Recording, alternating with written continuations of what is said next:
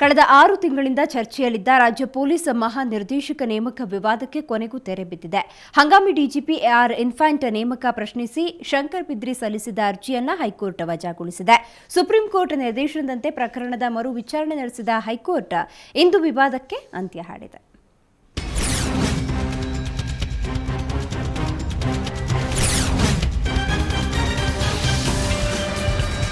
ಕೊನೆಗೂ ಡಿಜಿಪಿ ನೇಮಕ ವಿವಾದ ಅಂತ್ಯ ಕಂಡಿದೆ.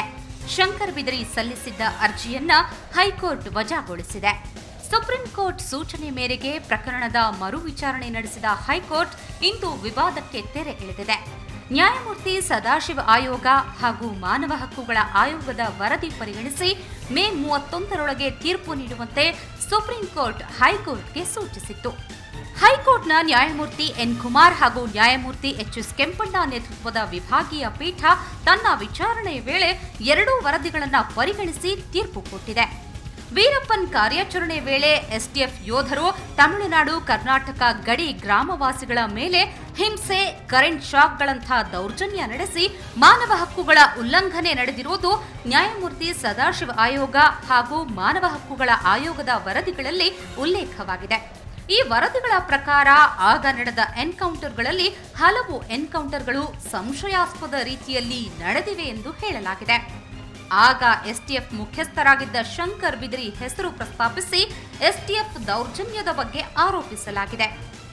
ಇನ್ನು ಸರ್ಕಾರ ಡಿಜಿಪಿ ನೇಮಕ ಮಾಡುವಾಗ ಬಿದರಿಯವರ ಈಗಿನ 10 ವರ್ಷಗಳ ಸೇವೆಯನ್ನಷ್ಟೇ ಪರಿಗಣಿಸಿದೆ. ಕೊನೆಯದಾಗಿ ನೇಮಕ ಸಂದರ್ಭದಲ್ಲಿ ಸರ್ಕಾರ ಯುಪಿಎಸ್ಸಿಗೆ ವರದಿಗಳನ್ನು ನೀಡಿಲ್ಲ. ಸದ್ಯ ಹಂಗಾಮಿ ಡಿಜಿ ಇನ್ಫೆಂಟ್ ಮತ್ತು ಶಂಕರ್ ಬಿದರಿ ಇಬ್ಬರು ಇದೇ ತಿಂಗಳ 31ರಂದು ಅಂದ್ರೆ ಗುರುವಾರ ನಿವೃತ್ತರಾಗಲಿದ್ದಾರೆ. ಕೋರ್ಟ್ ತೀರ್ಪು ಇನ್ಫೆಂಟ್ ಪರ ಬಂದ ಕಾರಣ ಅವರೇ ಉಳಿದ ಅವಧಿಗೆ ಹಂಗಾಮಿ ಡಿಜಿಯಾಗಿ ಮುಂದುವರಿಯಲಿದ್ದಾರೆ. ಕೋರ್ಟ್ ಆವರಣಕ್ಕೆ ಬಂದಿದ್ದ ಡಿಜಿ ಇನ್ಫೆಂಟ್ ತಮ್ಮ ಸಂತೋಷ ಹಂಚಿಕೊಂಡಿದ್ದು ಹೀಗೆ. ಒಳ್ಳೆಯ ಜಡ್ಜ್ಮೆಂಟ್ ಬಂದಿದೆ, ನನಗೆ ತುಂಬಾ ಖುಷಿಯಾಗಿದೆ.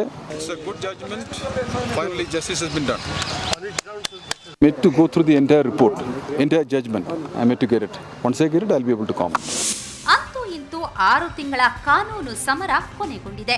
ಈ ಸಮರ ನಡೆದು ಬಂದ ಹಾದಿ ಹೇಗಿದೆ? ಕಳೆದ ನವೆಂಬರ್ 30ರಂದು ಸರ್ಕಾರ ಶಂಕರ್ ಬಿದರಿಯನ್ನ ನೂತನ ಡಿಜಿಯಾಗಿ ನೇಮಿಸಿತು.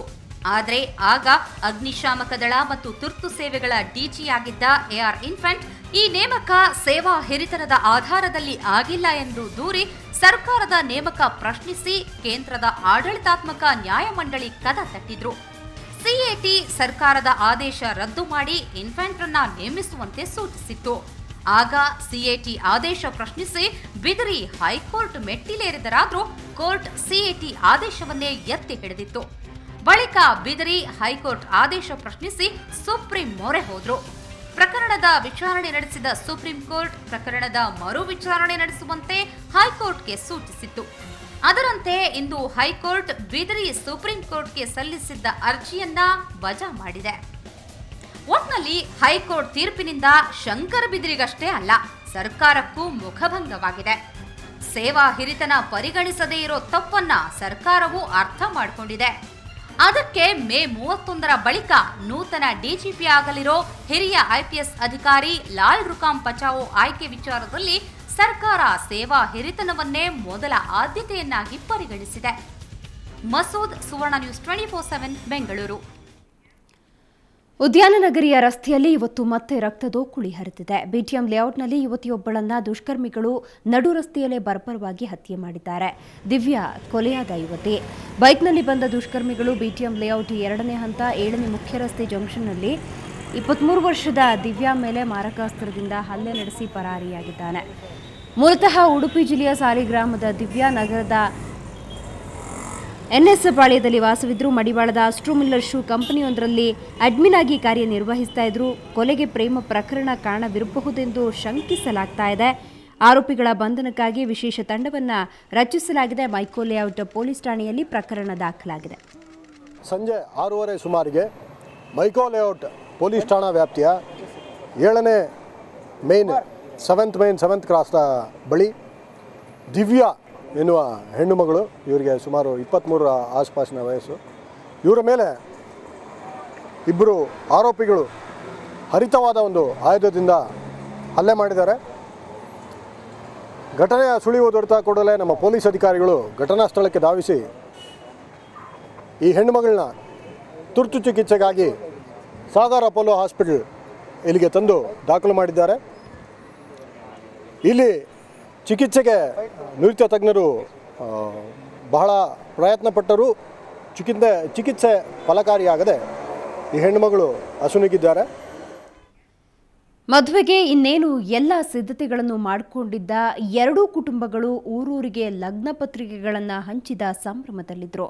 ಹುಡುಗಿ ಮನೆಯವರು ಮದುವೆಗೂ ಮುಂಚೆಯೇ ಲಕ್ಷ ವರದಕ್ಷಿಣೆ ಕೊಟ್ಟು ಅಳಿಯನ್ನ ಕಾಲ್ ತುಳಿಯೋದಕ್ಕೂ ಸಜ್ಜಾಗಿದ್ರು. ಆದರೆ ಮದುವೆಗೊಂಡು ಅನಿಸ್ಕೊಂಡವನು ಮದುವೆಗೆ ಮುಂಚೆ ಮಾಡಿದ್ದ ಎಡವಟ್ಟೊಂದು ಮದುವೆ ಬ್ರೇಕ್ ಆಗೋದಕ್ಕೆ ಕಾರಣವಾಗಿದೆ.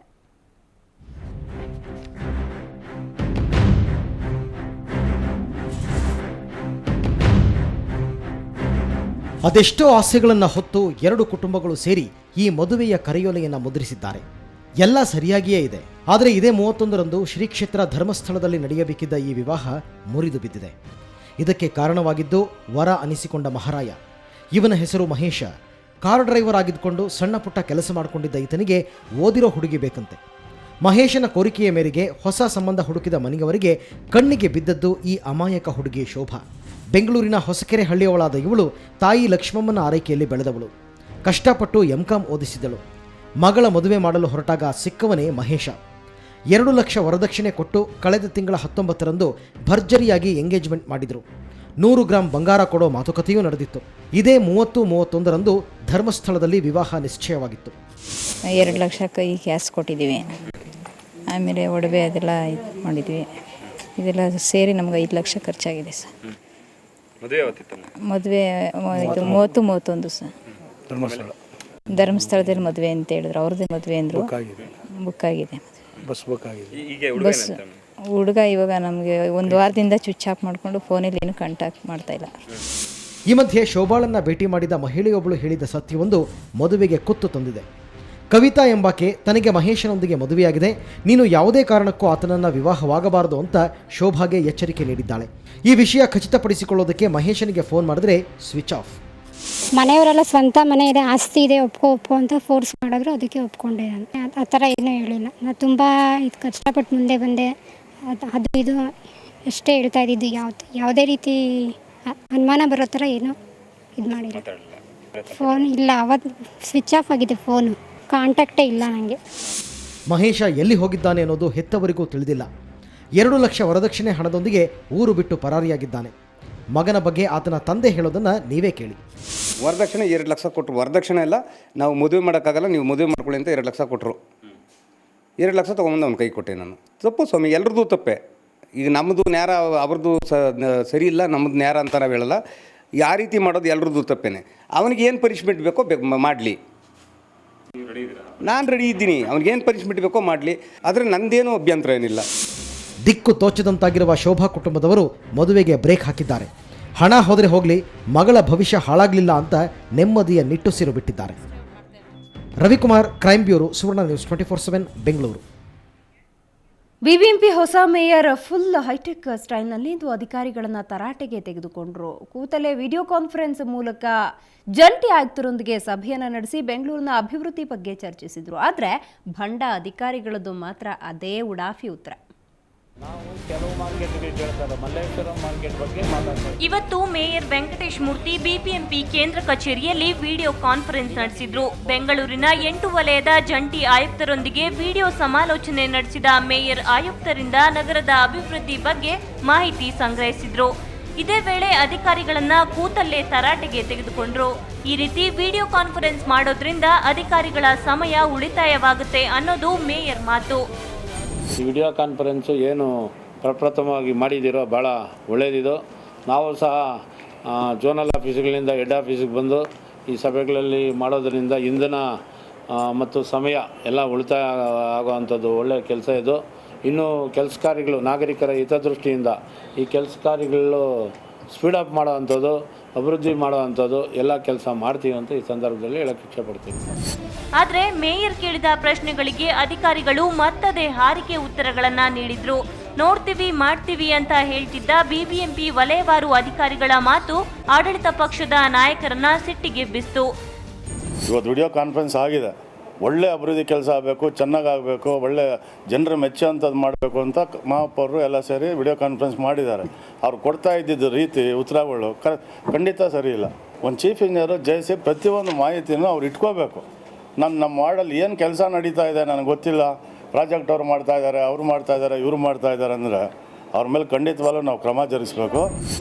ಒಟ್ನಲ್ಲಿ ಹೈಟೆಕ್ ಮೇಯರ್ ವೆಂಕಟೇಶ್ ಮೂರ್ತಿ ಇವತ್ತು ಅತ್ಯುತ್ಸಾಹದಿಂದ ಕೆಲಸಗಳನ್ನ ಮಾಡ್ತಿದ್ದಾರೆ. ಇದು ಬರೀ ಆರಂಭ ಶೂರತ್ವವಾಗುತ್ತಾ, ಏನಾದ್ರೂ ಬದಲಾವಣೆಗೆ ದಾರಿಯಾಗುತ್ತಾ ಅನ್ನೋದನ್ನ ಕಾದು ನೋಡಬೇಕಿದೆ. ಅಶ್ವಿನಿ, ಸುವರ್ಣ ನ್ಯೂಸ್ 24/7 ಬೆಂಗಳೂರು. ಈಗೊಂದು ಬ್ರೇಕ್ ನಂತರ ಬೆಂಗಳೂರು ಫಸ್ಟ್ ಮುಂದುವರಿಯುತ್ತೆ.